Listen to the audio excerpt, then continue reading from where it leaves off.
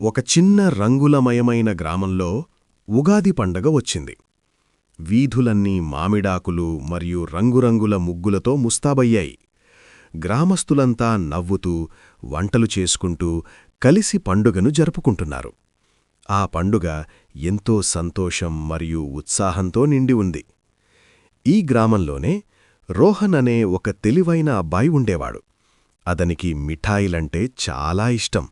లడ్డూలు, పాయసం మరియు అన్ని రకాల తినుబండారాలు.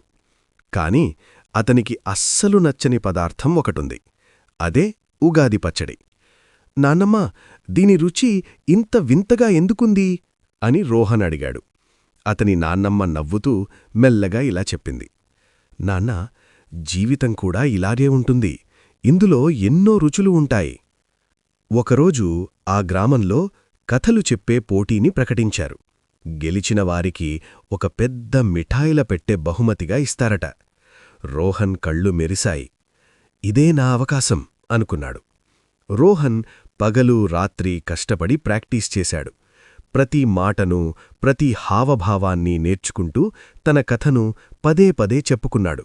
ఎలాగైనా తన సాయశక్తులా ప్రయత్నించాలనుకున్నాడు. చివరికి ఆ పెద్ద రోజు రానేవచ్చింది. అలంకరించిన వేదికపైకి రోహన్ ఎక్కాడు. లైట్ల వెలుతురు అతనిపై పడింది. అతని స్నేహితులు, పొరుగువారు మరియు నాన్నమ్మ ఎంతో గర్వంగా చూస్తున్నారు. కాని అకస్మాత్తుగా రోహన్ తన మాటలను మరిచిపోయాడు. అతను అలాగే నిలబడిపోయాడు. ప్రేక్షకులు నిశ్శబ్దంగా ఎదురుచూస్తున్నారు. సిగ్గుతో తలవంచుకుని ఓడిపోయాననే బాధతో కిందకు దిగి ఒక చెట్టు కింద కూర్చున్నాడు. అతని నాన్నమ్మ వచ్చి పక్కనే కూర్చుంది. నీకు చేదుగా అనిపిస్తోందా అని అడిగింది. కొంచెం వగరుగా, కొంచెం కోపంగా, బహుశా బాధగా కూడా ఉందా? రోహన్ అవునన్నట్లు తలూపాడు. జీవితం ఉగాది పచ్చడిలాంటిది ఆమె అంది. అందులో ఎన్నో రుచులు ఉంటాయి.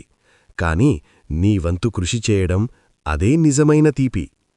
ఆ సాయంత్రం రోహన్ తన కుటుంబంతో కలిసి భోజనానికి కూర్చున్నాడు. మళ్ళీ ఉగాది పచ్చడిని రుచి చూశాడు. ఇది ఇంకా చేదుగానే ఉంది అన్నాడు.